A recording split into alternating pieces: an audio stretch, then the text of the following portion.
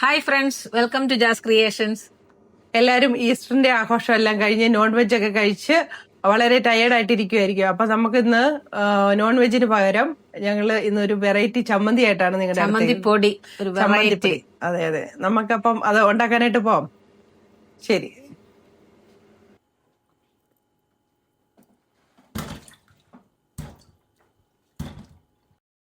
ഞങ്ങൾക്ക് ഒരു അബദ്ധം പറ്റിയായിരുന്നേ. എന്നാന്ന് ചോദിച്ചു കഴിഞ്ഞാൽ ഞങ്ങളുടെ മൈക്ക് ഓഫായി പോയി, പക്ഷേ ഞങ്ങൾ അറിഞ്ഞില്ല അത്.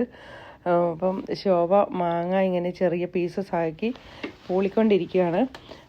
കാരണം നമുക്കത് മിക്സിയിൽ അടിച്ചെടുക്കാനുള്ളതാണ്. അപ്പം ചെറുതായിട്ട് കട്ട് ചെയ്ത് എളുപ്പമുണ്ട്. അതായത് നമ്മൾ അച്ചാറൊക്കെ ഇടിയല്ലേ, അപ്പോൾ അതിനെ കഴിഞ്ഞ് കുറച്ചുകൂടെ വലിപ്പത്തിൽ. ഞങ്ങളൊരു 3 മാങ്ങയോളം എടുത്തായിരുന്നു. അത്യാവശ്യം ചെറിയ പുളിയുണ്ട് കേട്ടോ. അതിൽ കൂടുതൽ പുളിയുള്ള മാങ്ങയൊന്നും ഇവിടെ കിട്ടാനായിട്ടില്ല.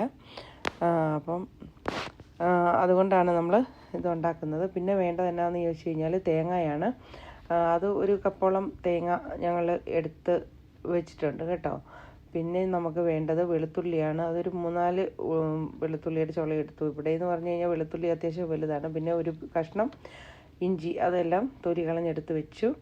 പിന്നെ നമുക്ക് എന്നാ ചെയ്യേണ്ടതെന്ന് വെച്ച് കഴിഞ്ഞാൽ അരിഞ്ഞു വെച്ചിരിക്കുന്ന ഈ മാങ്ങ നമ്മൾ മിക്സിയുടെ ജാറിലേക്ക് ഇട്ട് കൊടുത്തു.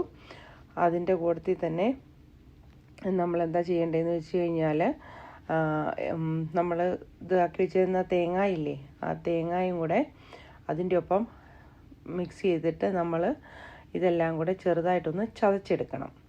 അത് കഴിഞ്ഞിട്ട് പാൻ ചൂടാക്കിയിട്ട് ആ പാനിൻ്റെ അകത്തേക്ക് എണ്ണ ഒഴിക്കുക. എണ്ണ ചെറുതായിട്ട് ചൂടാക്കി കഴിയുമ്പോഴത്തേക്കും അതിൻ്റെ അകത്തോട്ട് ഒരു ശകലം കടുക്, ഒരു 1/2 ടീസ്പൂണോളം മതി.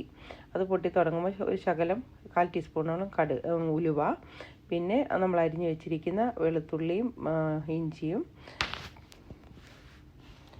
അത് കഴിയുമ്പോഴത്തേക്ക് നമ്മൾ ചതച്ച് വെച്ചിരിക്കുന്ന ആ മാങ്ങായും തേങ്ങായും, പിന്നെ ഞങ്ങൾ കുറച്ച് കരിവേപ്പിലയും കൂടെ ഇട്ടായിരുന്നു കേട്ടോ. ഇതെല്ലാം കൂടെ നന്നായിട്ട് ഇളക്കി നമ്മുടെ കൈ നല്ല പരുവത്തിലാണ്. അതായത് നമ്മൾ വേപ്പിലക്കട്ടിക്കൊക്കെ വേണ്ടിയിട്ട് ഇളക്കൂലേ എന്ന് പറഞ്ഞ പോലെ നന്നായിട്ട് ഇളക്കി കൊടുക്കണം. നല്ല ബ്രൗൺ നിറമാകുന്നിടം വരെ. എന്നിട്ട് ശകലം കുറച്ച് കഴിയുമ്പോഴത്തേക്ക് നമ്മൾ ശകലം മഞ്ഞൾപ്പൊടി ഇടുക. അതിൻ്റെ കൂട്ടത്തിൽ തന്നെ പിന്നെ നമ്മൾ ഇടേണ്ടതെന്ന് വെച്ച് കഴിഞ്ഞാൽ ഇച്ചിരി കാശ്മീരി ചില്ലിപ്പൊടി ഇട്ട് കൊടുക്കുക. ഞങ്ങളൊരു 1/2 ടേബിൾ സ്പൂണോളം ഇട്ടു.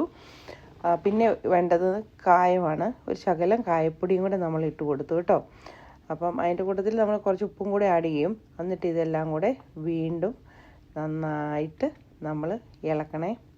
നന്നായിട്ട് നല്ല ബ്രൗൺ നിറമാകുന്നിടം വരെ ഇളക്കിക്കൊണ്ടിരിക്കണം. ഇളക്കി കൈയുടെ കുഴയൊക്കെ ഒടിയുന്ന പോലെയാകും. ഈ പരിപാടി എനിക്ക് വലിയ ഇഷ്ടമൊന്നും ഇല്ലാത്ത ഇങ്ങനെ ഈ ചമ്മന്തിപ്പൊടിക്കൊക്കെ ഇളക്കുക എന്നുള്ളത്. അപ്പോൾ നമ്മുടെ ഇത് ഏകദേശം നല്ല ഒരു ക്രിസ്പി പരുവത്തിൽ ആയിട്ടുണ്ട്. ഏകദേശം ഈ ഒരു കളർ വന്നു കഴിയുമ്പോഴത്തേക്കും പിന്നെ എന്ത് ചെയ്യണമെന്ന് ചോദിച്ചു കഴിഞ്ഞാൽ ചെറുതായിട്ട് നമ്മൾ ഇത് ഒന്നും കൂടെ മിക്സിക്കകത്തോട്ട് ഇട്ടിട്ട് നമ്മൾ ഒന്നും കൂടി ഒന്ന് ക്രഷ് ചെയ്തെടുക്കണം. അങ്ങനെ നിർബന്ധമില്ല, പക്ഷേ ഒന്നുകൂടെ ചെയ്ത് കഴിഞ്ഞാൽ ഒന്നും കൂടെ ടേസ്റ്റി ആയിരിക്കും കേട്ടോ. അപ്പം അത് മിക്സിയിൽ ഞങ്ങൾ ചെറുതായിട്ടൊന്ന് അടിച്ച് റെഡിയാക്കി വെച്ചിട്ടുണ്ട്. അപ്പം അതും റെഡിയായി. ഇനി ഞങ്ങളത് കഴിക്കാനുള്ള ആരംഭമാണ്. ചോറെടുത്തു.